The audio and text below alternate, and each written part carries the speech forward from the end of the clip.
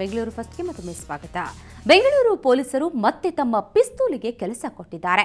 ಹೆಬ್ಬಾಳದ inspector Mohammed Sharif ನಿನ್ನೆ ಮಧ್ಯರಾತ್ರಿ ಸುಮಾರಿಗೆ ಸಮಿ ಅಲಿಯಾಸ್ ಶಮ್ಮು ತೊಡೆಗೆ ಗುಂಡು ಹಾರಿಸಿ ಅರೆಸ್ಟ್ ಮಾಡಿದ್ದಾರೆ. ಈ ಕಾಳಗದಲ್ಲಿ ಪೊಲೀಸರಿಗೂ ಗಾಯಗಳಾಗಿವೆ.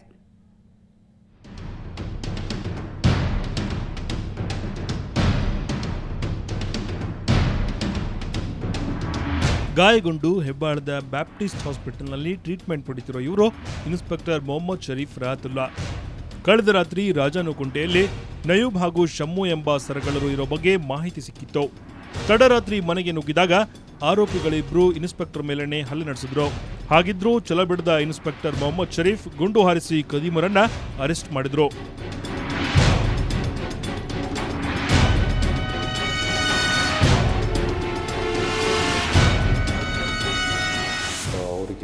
ಬಲಗೈಗೆ ಏಟಾಗಿದೆ.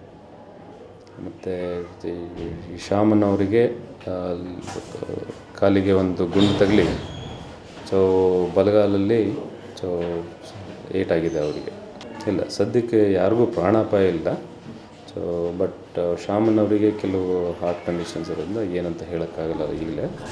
ಆರೋಪಿ ಶಮ್ಮು ಕೂಡ ರಿವಾಲ್ವರ್ನಿಂದ ಇನ್ಸ್ಪೆಕ್ಟರ್ ಮೇಲೆ ಗುಂಡು ಹಾರಿಸಲು ಯತ್ನಿಸಿದ್ದ. ಟ್ರಿಗರ್ ಕೈಕೊಟ್ಟಿದ್ದರಿಂದ ಬುಲೆಟ್ ಹೊರಚಿಮ್ಮದೆ ಇನ್ಸ್ಪೆಕ್ಟರ್ ಬಚಾವಾಗಿದ್ರು. ಇಲ್ಲದಿದ್ರೆ ದೊಡ್ಡ ಅನಾಹುತವೇ ನಡೆದು ಹೋಗುತ್ತಿತ್ತೇನೋ. ಅಷ್ಟರಲ್ಲಿ ಅಲರ್ಟ್ ಆಗಿದ್ದ ಇನ್ಸ್ಪೆಕ್ಟರ್ ಕದೀಮರ ಹೆಡೆಮುರೆ ಕಟ್ಟಿದ್ರು. ಡೋರನ್ನು ಓಪನ್ ಮಾಡಲ್ಲ, ಡೋರ್ ಓಪನ್ ಮಾಡಿ ಇಬ್ಬರನ್ನು ದಸ್ತಗಿರಿ ಮಾಡಲು ಪ್ರಯತ್ನ ಮಾಡಿದಾಗ ಶಮ್ಮು ಎಂಬವನು ನಮ್ಮ ಪೊಲೀಸ್ ಇನ್ಸ್ಪೆಕ್ಟರ್ ಮೇಲೆ ಅವನು ಕಂಟ್ರಿ ಮೇಡ್ ಪಿಸ್ತೂಲಿಂದ ಫೈರ್ ಮಾಡ್ತಾನೆ. ಅದು ಟ್ರಿಗರ್ ಆಪ್ರೇಟ್ ಆಗಲ್ಲ. ನಂತರ ನಾಯಾಬ್ ರಸೂಲ್ ಎಂಬನು ಚಾಕುವಿಂದ ಹಲ್ಲೆ ಮಾಡ್ತಾನೆ. ಸೆಲ್ಫ್ ಡಿಫೆನ್ಸ್ಗೋಸ್ಕರ ನಮ್ಮ ಹೆಬ್ಬಾಳ ಇನ್ಸ್ಪೆಕ್ಟರ್ 2 ರೌಂಡ್ಸನ್ನು ಶಮ್ಮು ಮೇಲೆ ಫೈರ್ ಮಾಡಿದಾಗ ಒಂದು ತೊಡೆಗೆ ಏಟು ಬಿದ್ದು ಇನ್ನೊಂದು ಗುಂಡು ಸ್ಕ್ರೇಪ್ ಆಗಿ ಹೋಗುತ್ತೆ. ಒಟ್ಟಾರೆ ಪೊಲೀಸರು ಕದೀಮರಿಗೆ ತಕ್ಕ ಪಾಠ ಕಲಿಸಿದ್ದಾರೆ. ಪ್ರಾಣದ ಹಂಗು ತೊರೆದು ಆರೋಪಿಗಳನ್ನ ಸದೆಬಡಿದ ಇನ್ಸ್ಪೆಕ್ಟರ್ ಶೌರ್ಯವನ್ನ ಪ್ರಶಂಸಿಸಲೇಬೇಕು. ಬೆಂಗಳೂರಿನಿಂದ ಕ್ಯಾಮರಾಮನ್ ಸತೀಶ್ ಜೊತೆ ನಾಗೇಂದ್ರ ಬಾಬು, ಸುವರ್ಣ ನ್ಯೂಸ್. ಬೆಂಗಳೂರಿನಲ್ಲಿ ಆಗಾಗ ನೀರಿನ ಸಮಸ್ಯೆ ಎದುರಾಗ್ತಾನೆ ಇರುತ್ತೆ. ಬೆಳೆಯುತ್ತಿರುವ ಜನಸಂಖ್ಯೆಗೆ ನೀರು ಕೊಡಲು ಜಲಮಂಡಳಿ ಏನೇನೋ ಸರ್ಕಸ್ ಮಾಡ್ತಿದೆ. ಈ ಬಾರಿ ಸಮಸ್ಯೆಗೆ ಕಾರಣವಾಗಿದ್ದು ಮೆಟ್ರೋ.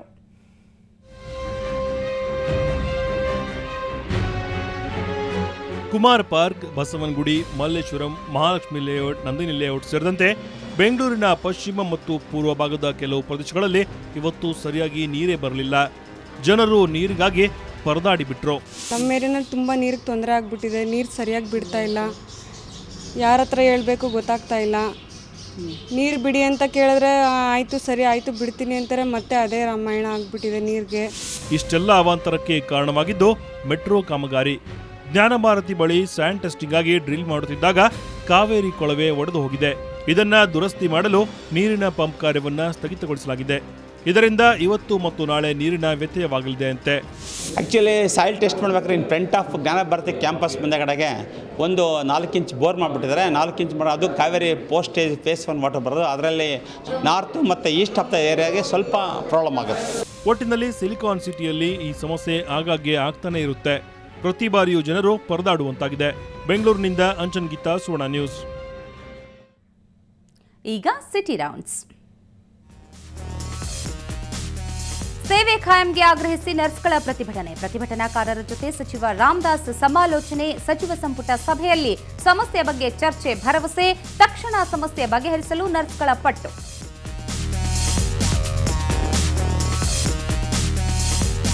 ವೇತನ ಪರಿಷ್ಕರಣೆಗೆ ಒತ್ತಾಯಿಸಿ ಕೆಎಸ್ಆರ್ಟಿಸಿ ನೌಕರರ ಪ್ರತಿಭಟನೆ. ಆಯನೂರು ಮಂಜುನಾಥ ನೇತೃತ್ವದಲ್ಲಿ ಸರ್ಕಾರದ ವಿರುದ್ಧ ಆಕ್ರೋಶ. ಸಮಸ್ಯೆ ಬಗೆಹರಿಸದಿದ್ದರೆ ಸಿಎಂ ನಿವಾಸಕ್ಕೆ ಮುತ್ತಿಗೆ ಹಾಕೋ ಎಚ್ಚರಿಕೆ. ಕಾಡು ಮಲ್ಲೇಶ್ವರ ಗೆಳೆಯರ ಬಳಗದಿಂದ ಅಮ್ಮಣ್ಣಿ ಕಾಲೇಜಿನಲ್ಲಿ ಮಹಿಳೆಯರ ದೌರ್ಜನ್ಯದ ವಿರುದ್ಧ ಸಂವಾದ. ಪ್ರಶ್ನೆಗಳ ಸುರಿಮಳೆಗೈದ ವಿದ್ಯಾರ್ಥಿನಿಯರು. ಪೆಪ್ಪರ್ ಸ್ಪ್ರೇ ಕೊಂಡುಕೊಳ್ಳಲು ಸಾಲುಗಟ್ಟಿ ನಿಂತ ಯುವತಿಯರು. ಪ್ರಶ್ನೆಗಳಿಗೆ ಮುಖಂಡರಿಂದ ಕ್ರಮದ ಭರವಸೆ.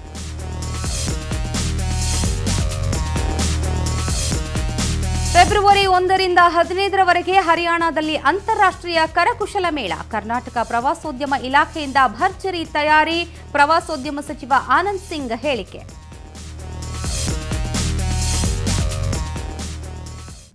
ರಾಜ್ಯದಿಂದ 75 ಮಳಿಗೆಗಳು ಅಂದರೆ ಈಗ ನಾನು ಹಿಂದೆ ಹೇಳಿದ ಪ್ರಕಾರ ಸಂಸ್ಕೃತಿ ಇಲಾಖೆ ಮತ್ತು ಜವಳಿ ಇಲಾಖೆ, ಕಾಫಿ ಬೋರ್ಡು, ವೈನ್ ಬೋರ್ಡು ಮತ್ತು ರೇಷ್ಮೆ ಮತ್ತು ಕೈಮಗ್ಗ ಈ ರೀತಿ ಅನೇಕ ಕರಕುಶಲ ಇಲಾಖೆಯ ವತಿಗಳಿಂದ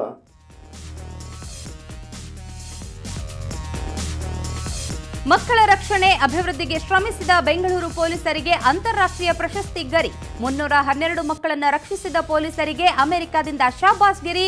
ಬೆಂಗಳೂರು ಆಯುಕ್ತ ಜ್ಯೋತಿ ಪ್ರಕಾಶ್ ಮಿರ್ಜಿಗೆ ಪ್ರಶಸ್ತಿ ಪ್ರದಾನ.